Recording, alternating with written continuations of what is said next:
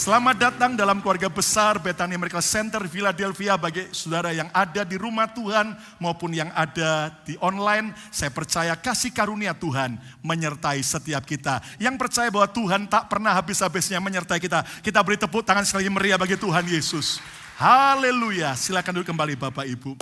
Saudara sekalian, di bulan terakhir dari tahun ini, saya yakin kita terus berjalan bersama dengan Tuhan. Dan semakin indah ketika kita terus berjalan mengandalkan Tuhan. Kekuatan manusia terbatas, tapi kekuatan Tuhan tak pernah terbatas. Katakan amin. Saudara, tahun ini kita banyak belajar sebuah tema yaitu influence. Bagaimana kita bisa berdampak seperti Kristus berdampak. Kita harus jadi terang dan garam bagi dunia.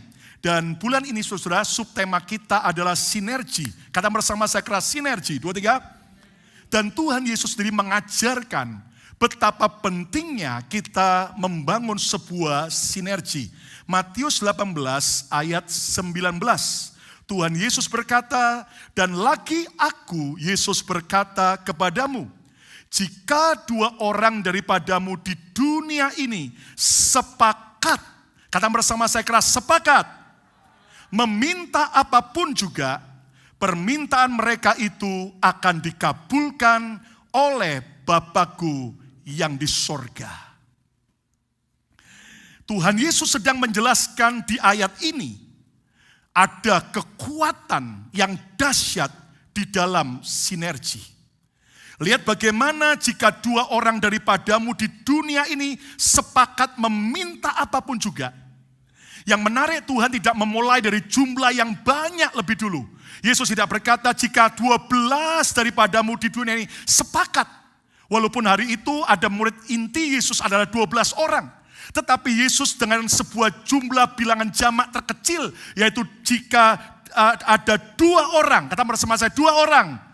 Daripadamu di dunia ini sepakat sinergi meminta apapun juga. Akibatnya permintaan mereka itu, lihat bukan permintaan seorang sendiri, tapi permintaan mereka akan dikabulkan oleh Bapakku yang di sorga. So sekalian, bersinergi itu akan mendatangkan kuasa yang besar. Dan lihat dimulai dari 2 orang. Dan saya yakin bahwa ini unit terkecil bagi saudara yang sudah menikah. Ini bicara mulai suami istri. Harus bisa sepakat bersinergi. Kemudian orang tua anak, kemudian dengan menantu mertua, dengan saudara-saudara ipar dan sebagainya. Bahkan dalam sebuah gereja lokal, dalam pekerjaan kita, dalam komunitas. Kalau kita membangun sebuah sinergi yang kuat, percayalah anugerah demi anugerah akan nyata buat kita. Hidup kita akan berdampak secara ajaib. Saudara sekalian, lihat betapa dunia saja menyadari hari-hari ini kita perlu membangun sebuah sinergi. Saudara tahu ada Marvel, ya. Saudara yang penulis superhero.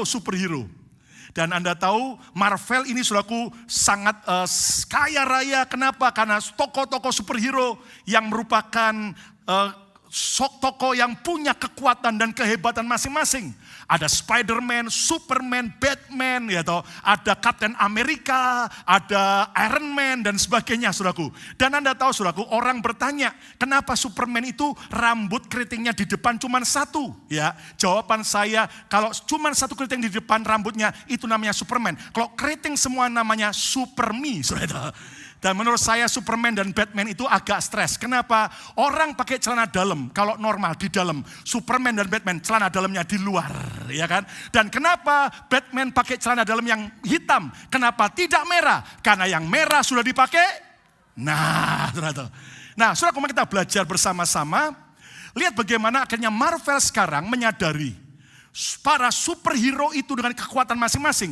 Mereka perlu bersinergi. Akhirnya ada film-film yang akhirnya gabungan daripada superhero, Avenger dan sebagainya. Dan ini menggambarkan betapa kuatnya dan betapa pentingnya kita membangun sinergi. Tema khotbah saya hari ini adalah waktunya bersinergi. Ayo ucapkan bersama saya, waktunya bersinergi. 2, 3. Coba lihat kanan kiri, katakan waktunya bersinergi. Saudaraku, apa sih arti sinergi? Sinergi adalah kerjasama menyatukan kekuatan-kekuatan untuk mencapai tujuan bersama. Saya ulang lagi, sinergi adalah kerjasama menyatukan kekuatan-kekuatan untuk mencapai tujuan bersama. Dan ini sudah waktunya kita super tim, bukan lagi waktunya superhero, di mana akhirnya kita harus belajar untuk membangun sebuah kerjasama, apa yang kita miliki, kekuatan kita, bersinergi dengan kekuatan orang lain, sehingga akibatnya akan dahsyat. Dan Tuhan Yesus mengingatkan, dimulai dari 2 orang minimal, yaitu suami istri bersinergi. Percayalah, berkat dan terobosan akan nyata buat kita.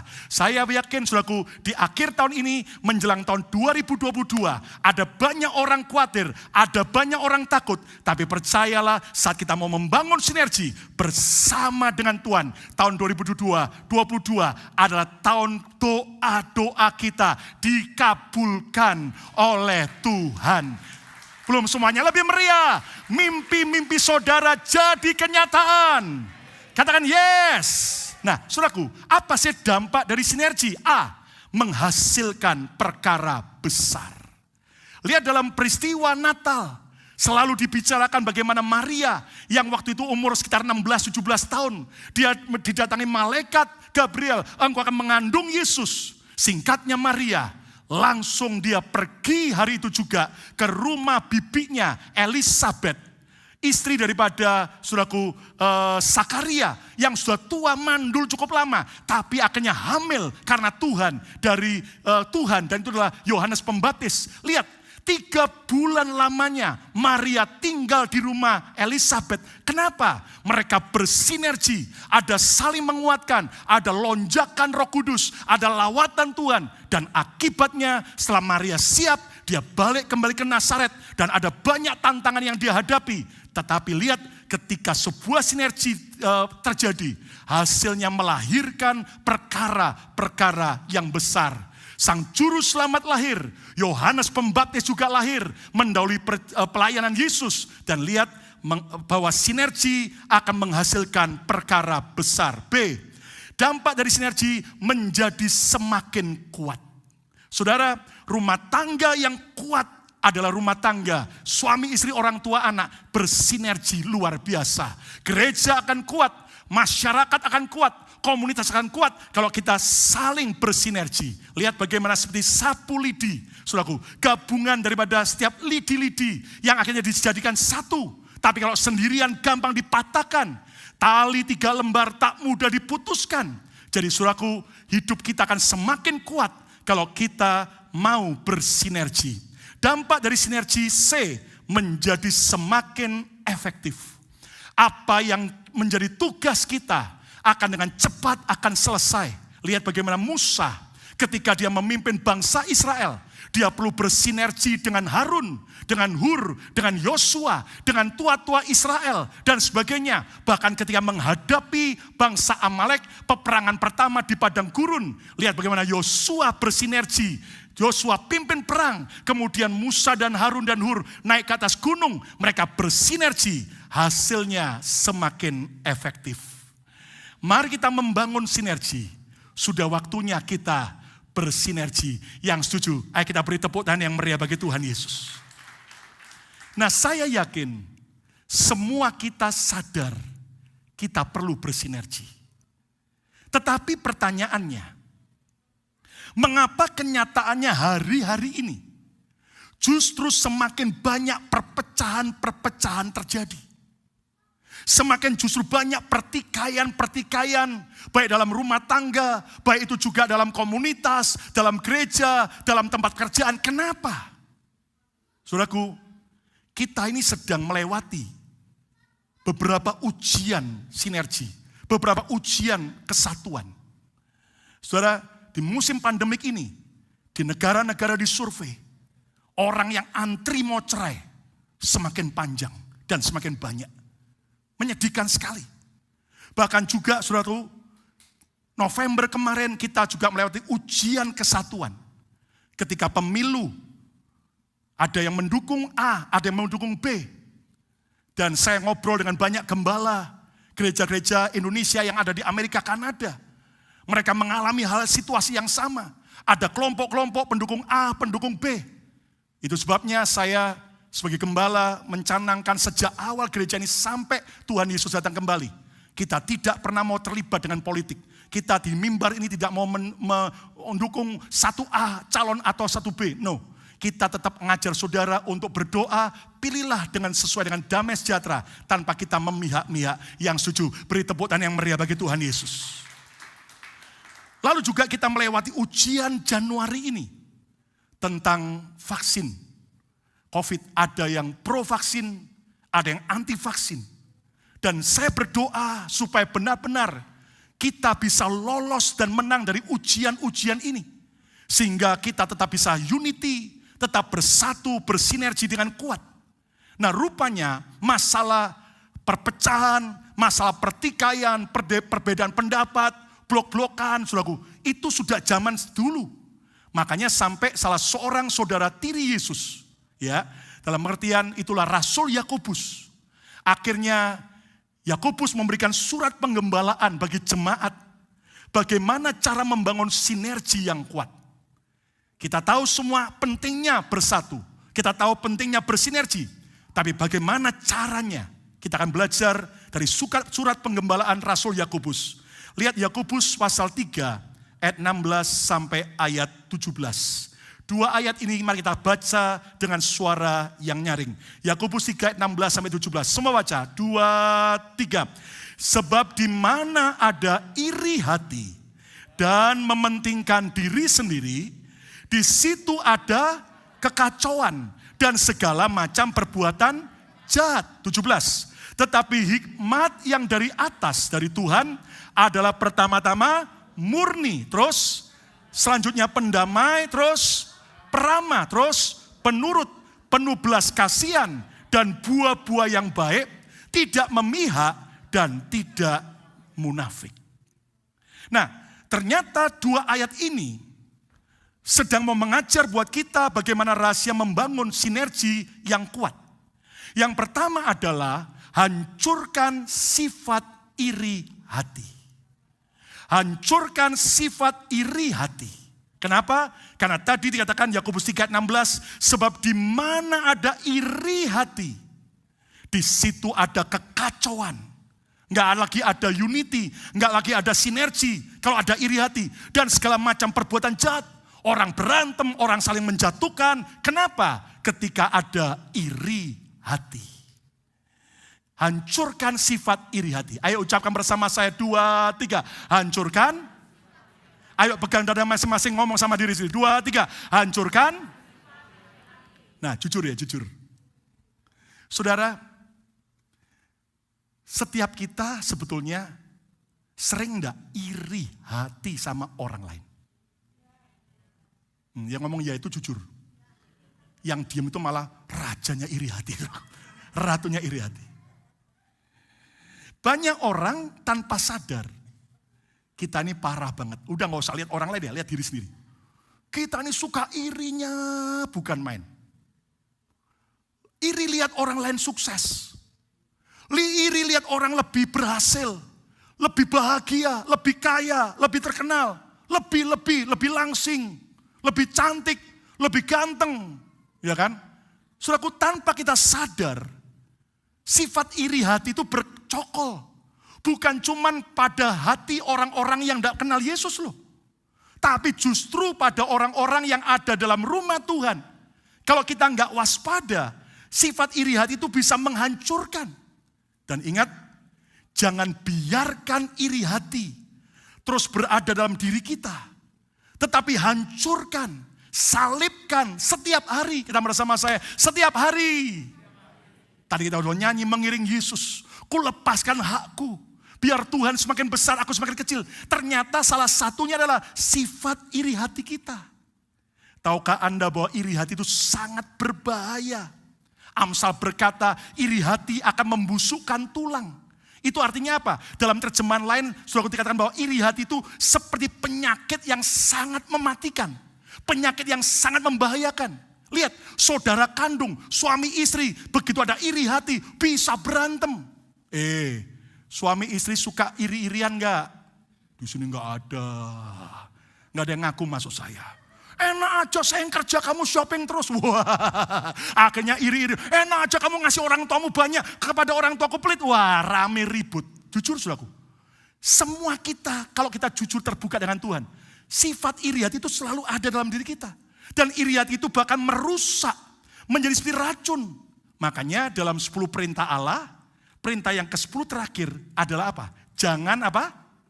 Mengingini. Kenapa sampai Tuhan berkata jangan mengingini? Karena semua orang pada dasarnya suka iri. Diam termenung. Saudaraku, bahkan iri hati itu saudaraku, ada di surga. Ketika malaikat Lucifer, pemimpin pujian, tiap hari menyuruh berlaksana malaikat menyembah Tuhan. Lama-lama dia iri sama Tuhan. Kok enak? Tiap hari, tiap petang, semua aku suruh nyembah Tuhan, muji Tuhan. Kapan nyembah aku? Dan dari iri hati muncul kesombongan, kekacauan. Sepertiga malaikat di surga dihasut, memberontak melawan Tuhan. Dan dibuang ke bumi. Itulah akhirnya setan. Pembunuhan manusia pertama di dunia adalah kakak adik Adam, Kain dan Hawa, Kain dan Habel. Kenapa? Karena iri hati. Lihat bagaimana Tuhan Yesus disalibkan. Oleh siapa? Oleh imam-imam besar, ahli-ahli Taurat. Kenapa? Karena mereka iri kepada Yesus. Wow, khotbahnya sangat berkuasa. Wow, Yesus diikuti banyak orang, followernya banyak. Sehingga akhirnya ahli-ahli Taurat, imam-imam besar iri hati. Nah, saudara sekalian, mari hancurkan iri hati. Saudara sekalian, kita semua yang di mimbar ini pun yang melayani. Saudara yang di kursi, Anda yang nyaksikan secara online, belum tentu kita sudah menang dari iri hati. Hari ini kita harus menang dari iri hati. Yang setuju beri tepuk tangan yang meriah bagi Tuhan Yesus. Coba yang menyaksikan secara online, coba kliklah di komen, saya hancurkan sifat iri hati. Ayo coba klik di komen, saya hancurkan sifat iri hati. Ya, nah kita harus hancurkan. Nah, bagaimana cara menghancurkan sifat iri hati? Sadari ada ketetapan Tuhan yang berbeda. Sadari ada kedaulatan Tuhan yang berbeda. Hamba yang pertama dipercaya 5 talenta, yang kedua diberi 2 talenta, yang satu cuma 1 talenta. Lihat bagaimana hamba yang dapat 2 talenta nggak protes. Kenapa saya kok cuma 2, nggak 5, nggak fair dong, nggak adil. Lalu iri. No. Hamba yang dapat 2 talenta, dia nggak pusing dengan temannya. Dia kerjakan, dia dapat laba 2 jadi 4. Dan kalau Anda baca di Alkitab dengan jeli, yang 5 peroleh laba 5. Berarti apa? Tuntutannya yang diberi banyak, lebih banyak. Kalau dia menghasilkan cuma 2 atau 3, belum maksimal. Tapi lihat ketika mereka maksimal, yang 5 jadi 10, yang 2 jadi 4. Kata-kata pujian tuannya sama persis. Engkau hambaku yang baik dan setia, masuklah dalam kesukaan Tuanmu. Sementara hamba dengan 1 talenta, iri. Kenapa saya cuma dapat sedikit? Kenapa itu dapat 5? Kenapa dapat 2? Dan akibatnya justru dia habis dan kehilangan segala-galanya. Saudara sekalian sadari, jatah berkat tiap orang itu beda-beda. Antara saudara kandung ada yang sukses, ada yang kurang sukses. Ada yang cantik, ada yang kurang cantik. Ada yang langsing, ada yang langsung. Ya Pak ya? Nah, jadi gak usah protes. Sadari, itu kedaulatan Tuhan. Makanya hari ini saudaraku, gak perlu Anda sibuk iri hati. Hancurkan iri hati. Berikutnya. Latih diri untuk bisa bersuka cita bersama mereka yang sedang bersuka cita. Perlu latihan. Kalau saudara bisa latihan olahraga, latihan menghancurkan iri hati juga perlu dilatihan. Nah, saya ajarkan dan mari kita praktekkan sama-sama mulai hari ini, tapi jangan sekarang. Selesai kebaktian, jangan sekarang. Kalau sekarang Anda tidak dengar khotbah lagi. Mulai sekarang, belajar bersuka cita dengan mereka yang bersuka cita. Menangis dengan mereka yang menangis. Ketika Anda lihat di sosial media, ada teman saudara, atau ada musuh Anda dalam tanda kutip si monyet satu itu tiba-tiba posting sesuatu kebahagiaan. Mulai hari ini latih, like, komen, subscribe. Loh, enggak ada yang amin. Amin? Amin?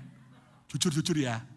Banyak orang lihat temennya posting hal yang keren.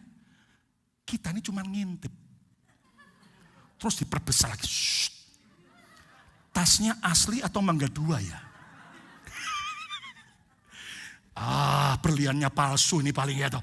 Made in China. Ya toh, kita akhirnya cuma sibuk apa? Iri. Dan gini. Biasanya orang itu posting sesuatu yang menjadi sesuatu yang dia banggakan. Jadi mari kita belajar sekarang latihan. Mulai hari nanti begitu siapa posting sesuatu yang baik, langsung like dan komen.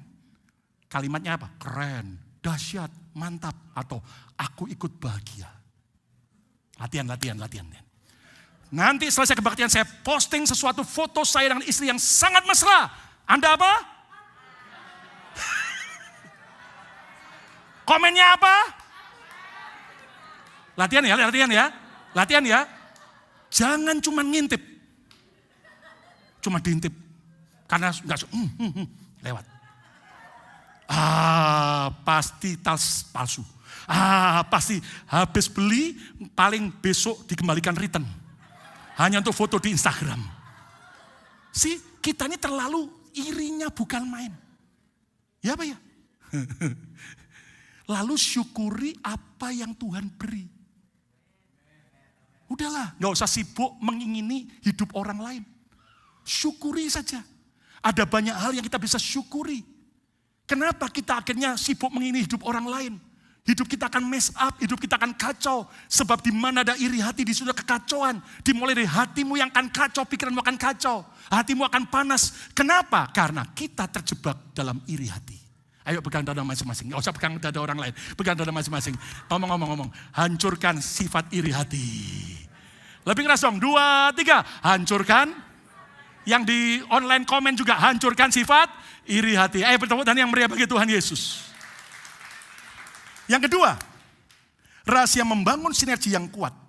Yakobus 3 ayat 16. Sebab di mana ada iri hati. Berikutnya apa? Dan mementingkan diri sendiri, egois.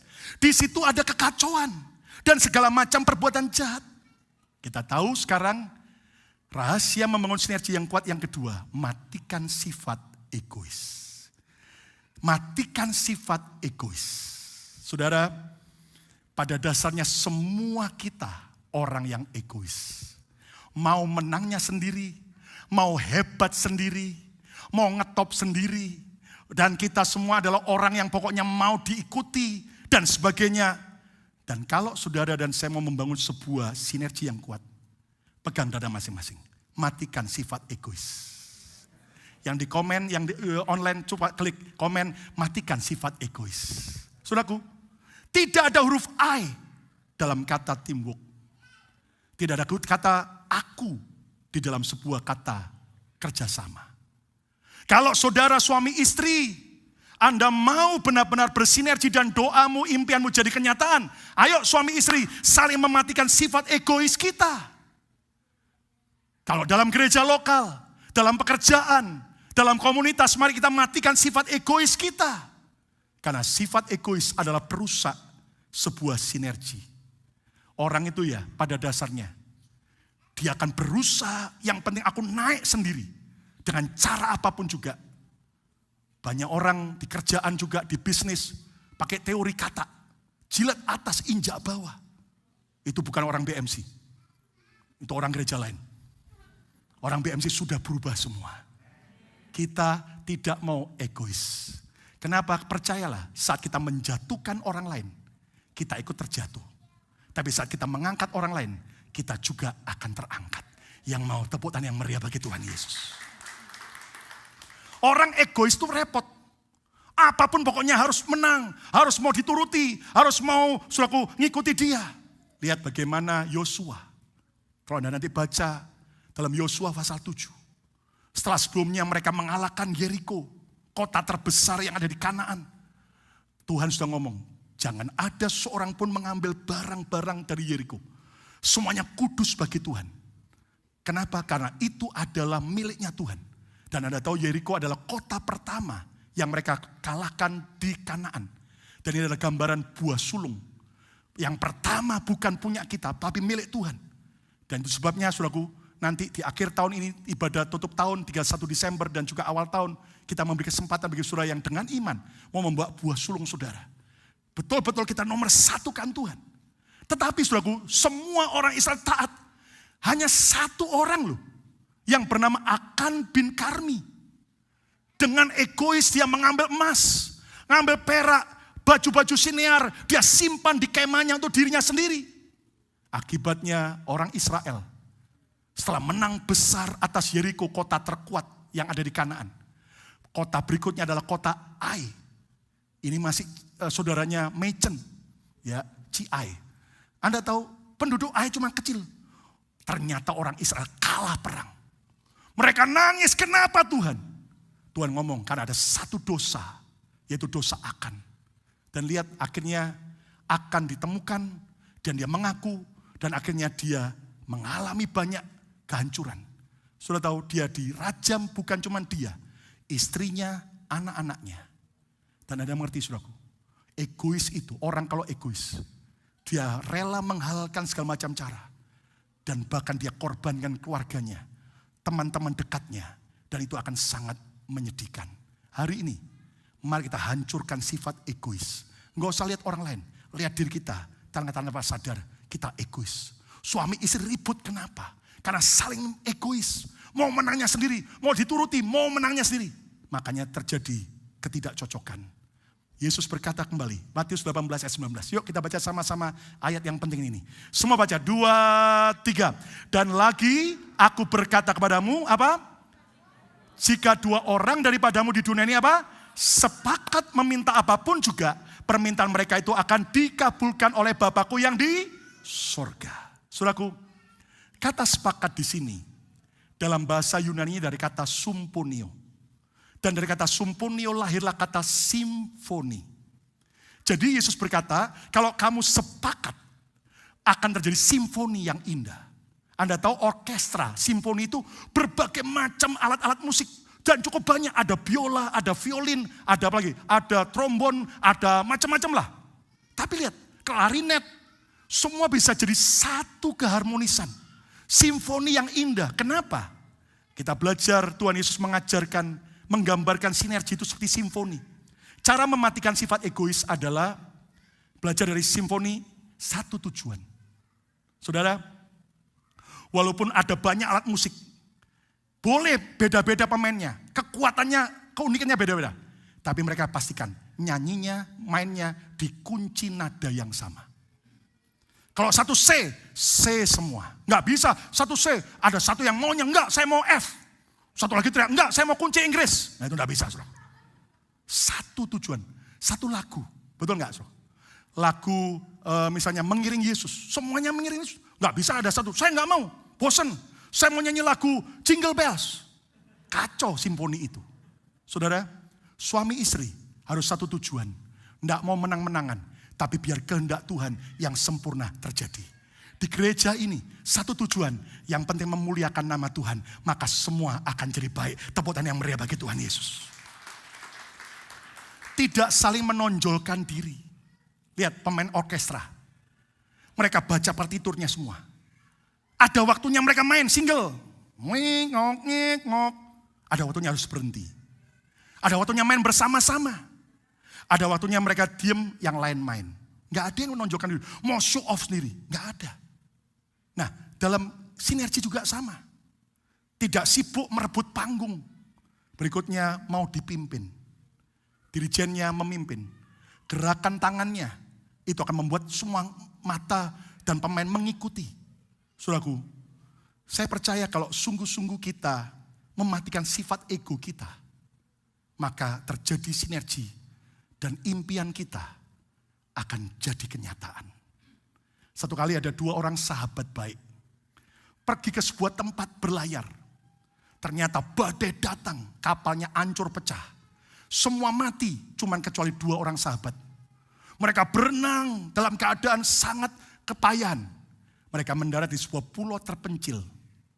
Di sanalah mereka berkata, wah, kita ada di pulau ini. Kita berdoa yuk. Tapi mereka bilang gini, supaya kita tahu doa siapa yang dijawab. Gini aja, kita buat jarak yang jauh. Kamu di sebelah sana ya, saya sebelah sini. Nanti doa siapa yang dijawab Tuhan, kita buktikan siapa yang hebat. Teman yang kedua itu enggak mau, tapi karena teman yang pertama maksa gitu, ya udah dia pindah ke tempat yang agak jauh. Maka yang pertama berdoa, Tuhan saya lapar. Tuhan kirimkanlah makanan. Begitu selesai dia doa, sekian lama dia kaget. Kenapa? Di laut itu ada kotak. Ternyata dari kapal yang pecah yang mereka tumpangi. Waktu dia buka, wow, makanan. Dia makan. Dia lirik temannya yang sebelah sana jauh. Gak dapat makanan. Oh, doanya gak dijawab Tuhan. Doaku yang hebat. Satu kali dia udah sekian lama kesepian. Tuhan, masa jomblo terus Tuhan di pulau ini Tuhan? Minta dong kirimkan wanita yang jadi istriku. Gak taunya ada kapal lain, kena badai, semuanya mati kecuali satu wanita cantik. Berenang, sampailah ke pulau itu. Dan ketemu dengan orang pertama. Weh, senang punya pacar. Akhirnya menikah. Sementara dia lirik temennya yang di sebelah sana. Yang jauh, sendirian, jomblo. Gak dapat apa-apa. Doanya gak dijawab. Lalu kemudian, Tuhan, tolong kirim kapal untuk kami bisa pulang kembali. Gak lama kemudian ada kapal berlabuh. Weh, dia masuk ke kapal itu. Dan pada waktu dia mau jalan, ada suara Tuhan. Loh, kok kamu tinggal temenmu? Tuhan, kan doaku yang dijawab. Buktinya lihat doaku selalu manjur. Lihat temanku, doanya gak pernah dijawab. Tuhan ngomong, kamu salah nak. Loh, kenapa? Aku menjawab doanya. Loh, kan doa saya yang dijawab. Emangnya dia doa apa sih Tuhan selama ini, temanku itu? Kamu tahu nak, doanya cuma satu. Tuhan, tolong jawab semua doa temanku itu, kabulkan. Jadi selama ini dia tidak minta apa-apa untuk dirinya sendiri. Enggak, dia cuma minta itu supaya doamu aku kabulkan. Dan aku mengabulkan dia, makanya doamu aku kabulkan. Dia nangis, akhirnya dia ajak temannya naik kapal juga. Saudara, hari ini kalau ada saudara yang sudah sukses berhasil diberkati, jangan pernah lupa ada orang-orang yang mencintai Anda. Yang mendoakan, mendukung kesuksesan Anda selama ini. Mungkin itu orang tua saudara. Mungkin itu adalah sahabat baik Anda. Pasangan Anda. Bahkan mungkin gereja lokal di mana Anda berada. Gembala Anda. Teman-teman BFA Anda mendoakan kesuksesan Anda. Saya cuma pesan satu hal. Ketika engkau diangkat Tuhan luar biasa. Doamu dijawab Tuhan.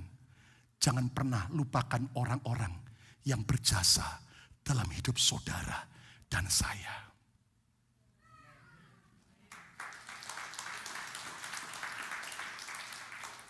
Maaf, ada orang kalau sudah kaya, sukses, berhasil, semua doanya dikabulkan. Bilang gini, buat apa ke gereja? Aku enggak ke gereja bisa kok. Aku lihat sukses berhasil. Maaf kata. Mungkin tanpa Anda sadar, gembala Anda tiap hari mendoakan kesuksesan Anda. Mungkin tanpa Anda sadar, para tim doa menangisi Anda supaya Anda berhasil. Hari ini, buang semua egois kita. Kita bisa ada sampai hari ini, tidak lepas dari orang-orang yang sangat mencintai dan mendukung kita. Yang percaya tepuk dan yang meriah bagi Tuhan Yesus. Yang ketiga, yang terakhir, rahasia membangun sinergi yang kuat. Yakobus 3:17. Tetapi hikmat yang dari atas, dari surga, dari Tuhan adalah pertama-tama murni, selanjutnya pendamai, peramah, penurut, penuh belas kasihan, dan buah-buah yang baik, tidak memihak dan tidak munafik. Saudara, yang ketiga rahasia membangun sinergi, Yakobus berkata, miliki hikmat dari atas. Itulah hikmat Tuhan. Hikmat Tuhan akan menjadikan kita dewasa, bijaksana saat menghadapi tantangan dalam bersinergi.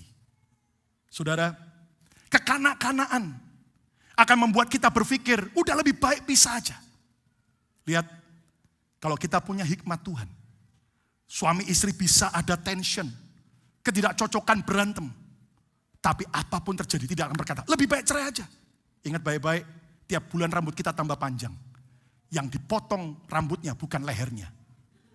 Ketika ada perbedaan di antara kita, ada ketidakcocokan, tension, pertengkaran. Yang dipotong ego kita masing-masing, bukan hubungannya. Udah lebih baik cerai aja. Udah putus hubungan dengan saudara kandung. Sudah lebih baik tidak lagi ngakui sebagai anak. Udah lebih baik pindah gereja aja. Sudah lebih baik saya musuhan sama dia. No. Ini waktunya kita minta hikmat Tuhan.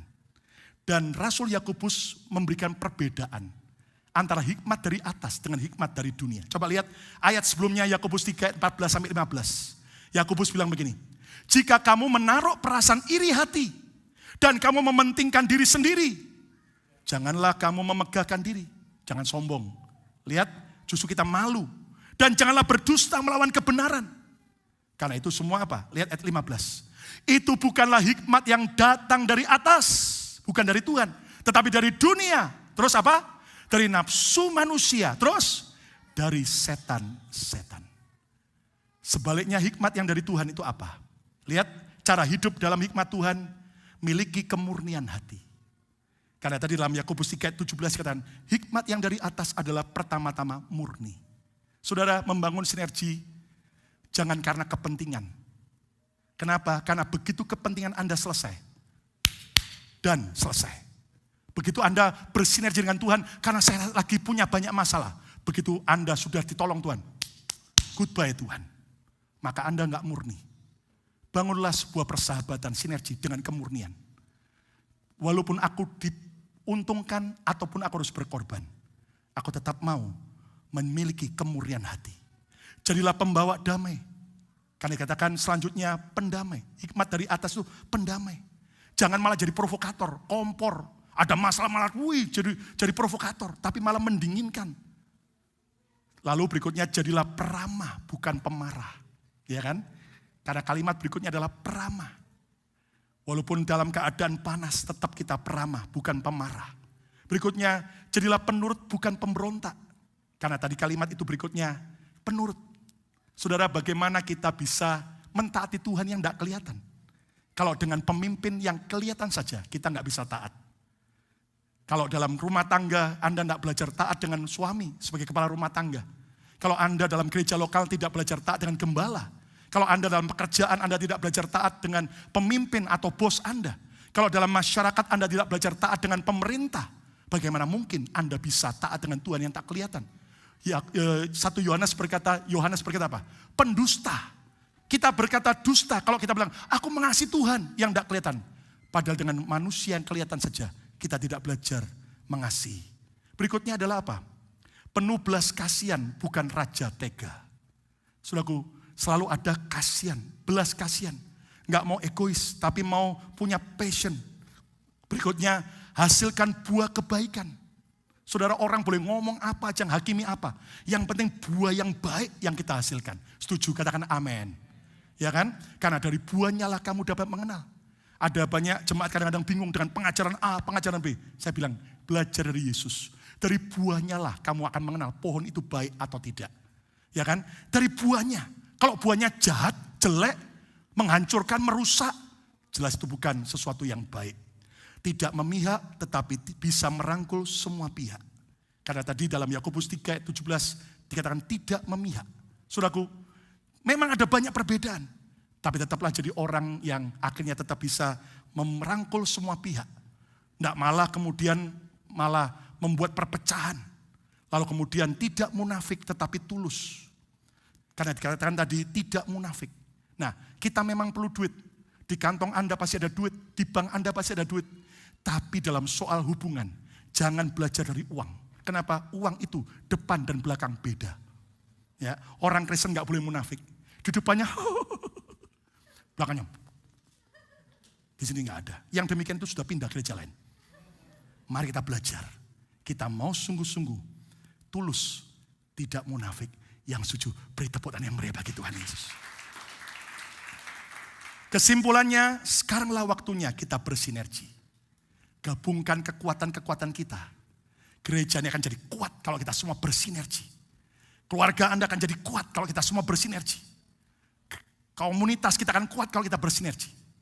Dan saya bersyukur Tuhan percayakan sebagai bendahara daripada IPC, Indonesian Pastor Connection. Saudara-saudara, saya bilang sama rekan-rekan pendeta yang lain, ayo kita boleh beda doktrin dalam gereja masing-masing. Ada yang bahasa roh, ada yang tidak, ada yang protestan, ada yang karismatik, ada yang katolik dan sebagainya. Tapi dalam soal sinergi, kita harus rukun. Dan puji Tuhan kita melewati berbagai ujian para pemimpin-pemimpin gereja. Saudaraku, kadang-kadang ada jemaat mau coba mengadu domba. Tapi kita belajar untuk tetap bisa bersinergi dengan baik. Bersikap dewasa. Dampak dari sinergi A, menghasilkan perkara besar. B, menjadi semakin kuat. C, menjadi semakin efektif. Tidak rugi kalau kita bersinergi. Ingat, bukan hanya bersinergi dengan manusia. Yang paling penting dengan Tuhan. Katakan amin. Dan rahasia membangun sinergi yang kuat. Yang pertama, hancurkan sifat iri hati. Latihan ya. Halo, latihan ya. Mulai hari ini begitu lihat teman posting, Anda ngapain? Like. Tapi kalau posting yang jelek-jelek pendeta, jangan. Misalnya lagi curhat yang kepahitan, jangan di like. Kalau yang begitu enggak boleh. Tapi hal yang baik apa? Lalu komennya apa? Keren, dahsyat. Aku ikut bahagia. Yang setuju tepuk tangan yang meriah bagi Tuhan Yesus. Yang ketiga, miliki hikmat Tuhan. Hikmat Tuhan adalah pendamai, peramah, penurut, murni, dan juga penuh belas kasihan, berbuahkan kebaikan, tidak memihak, dan tidak munafik. Siapa mau ikut Yesus dan kita mau membangun sinergi yang kuat? Tepuk tangan yang meriah bagi Tuhan Yesus Kristus. Mari semua berdiri bersama-sama.